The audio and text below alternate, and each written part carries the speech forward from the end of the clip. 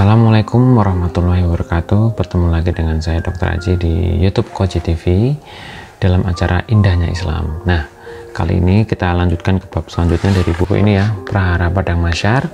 Kita masuk ke gambaran huru hara hari kiamat. Seperti apa itu? Saksikan setelah yang satu ini.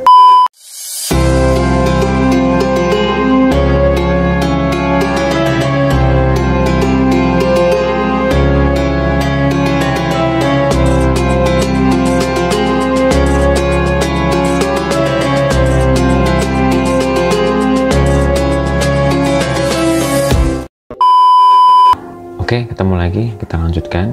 Haris al-Muhasibi, Rasulullah menuturkan, setelah semua makhluk mati, setelah langit dan bumi kosong tak berpenghuni, setelah semuanya diam, setelah sebelumnya bergerak, hingga tidak ada lagi gerakan yang terdengar, tidak ada lagi sosok yang terlihat, dan yang tersisa hanyalah yang maha perkasa lagi maha tinggi. Ia tetap azali, seorang diri dengan keagungan dan keseluruhannya. Selanjutnya roh Anda dikejutkan oleh seruan yang menyeru seluruh makhluk tiada terkecuali dengan Anda untuk memperlihatkan semua amal perbuatan di hadapan Allah dengan kerendahan dan kekerdilan Anda dan juga semua manusia. Bayangkan saat itu kita berada dalam alam kubur, kuburan tertimpa tanah dalam tanah. Kemudian mendengarkan seruan untuk memperlihatkan amal perbuatan di hadapan Sang Pemilik Keagungan. Saat kita ketakutan mendengar seruan suara itu, tiba-tiba kita mendengar bumi terbelah di atas kita. Jadi masih dalam kubur, bayangkan itu, tiba-tiba mendengar bumi terbelah di atas kita. Kemudian kita bangun dengan debu yang menempel di tubuh kita. Dan seluruh makhluk juga bergegas bersama dengan Anda dengan kondisi telanjang dan ketakutan, sedih, gundah gulana keluar dari kuburan itu. Suara langit terpecah belah, hancur berkeping-keping dan berjatuhan karena huru hara kiamat. Seperti yang Allah sampaikan dalam surat Ar-Rahman ayat 37 dan surat Al-Ma'arij ayat 8a dan Al-Ma'arij ayat 8 dan 9. Dalam surat Ar-Rahman ayat 37, apabila langit terbelah dan menjadi merah mawar seperti kilapan minyak, itu Ar-Rahman 37 dan Al-Ma'arij ayat 89. Pada hari ketika langit menjadi seperti luluh perak dan gunung-gunung menjadi seperti bulu yang berterbangan. Kemudian para malaikat yang ada di langit paling bawah dengan bentuk fisik yang bersandar suara terkeras, mereka terdiam untuk memperlihatkan amal perbuatan di hadapan Allah Subhanahu wa Ta'ala. Malaikat saja merasa takut atas apa yang mereka sampaikan sebagai wujud memuliakan Allah Subhanahu wa Ta'ala. Kemudian matahari didekatkan, kala itu ada makhluk yang mendapat berteduh di naungan arsy Allah Subhanahu wa Ta'ala, karena pada hari itu tidak ada lagi naungan selain dari Allah Subhanahu wa Ta'ala. Yang tidak mendapat naungan akan berkeringat sampai telinga, sudah dijelaskan di bab-bab sebelumnya kemarin ya. Dari Hasan halaman 70, dari Hasan ya.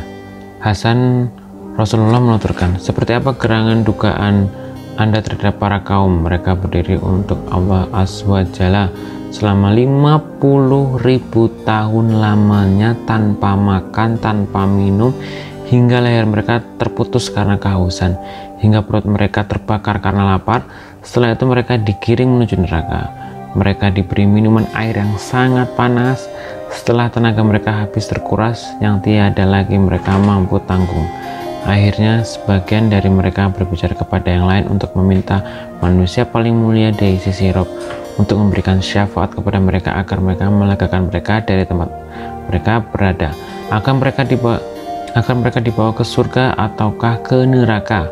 Akhirnya mereka bergegas menghampiri Nabi Adam, Nabi Nuh, setelah itu Nabi Ibrahim, Musa, Isa. Namun mereka semua bilang, hari ini Robku marah sekali. Belum pernah ia marah seperti ini dan tidak akan marah seperti ini setelahnya.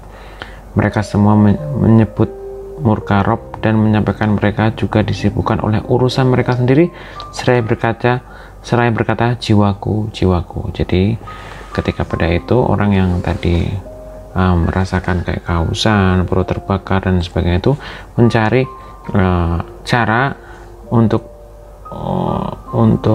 istilahnya meminta syafaat kepada beberapa nabi, yaitu di sini disebutkan ada Nabi Adam, Nabi Nuh, Nabi Ibrahim, Nabi Musa, Nabi Isa. Namun mereka semua bilang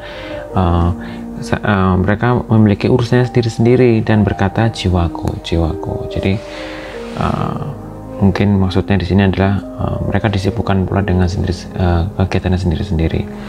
Nah, masing-masing disibukkan oleh urusan diri sendiri hingga tidak mampu memberikan syafaat kepada Rob untuk mereka karena sibuk memikirkan keselamatan diri sendiri. Seperti itulah yang Allah sampaikan. Jadi seorang nabi pun juga dia akan sibuk sendiri untuk memikirkan keselamatan mereka pada hari kiamat ini. Dijelaskan dalam surat An-Nahl ayat 111.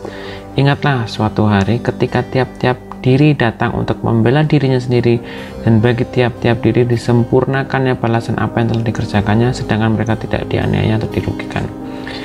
Masing-masing sibuk memberikan diri sendiri serta menyerukan jiwaku. Yang Anda dengar hanyalah ucapan jiwaku.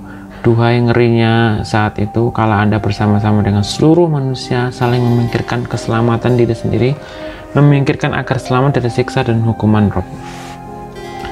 Seperti apa gerangan dugaan Anda pada hari di mana Al-Mutsawaf Adam, Al-Khalifah Ibrahim, Al-Kalim Musa, Ar-Ruh, dan Al-Kalimah Isya dengan kemuliaan dan kedudukan yang mereka miliki di hadapan Allah, namun mereka sendiri dari mereka menyerukan jiwaku.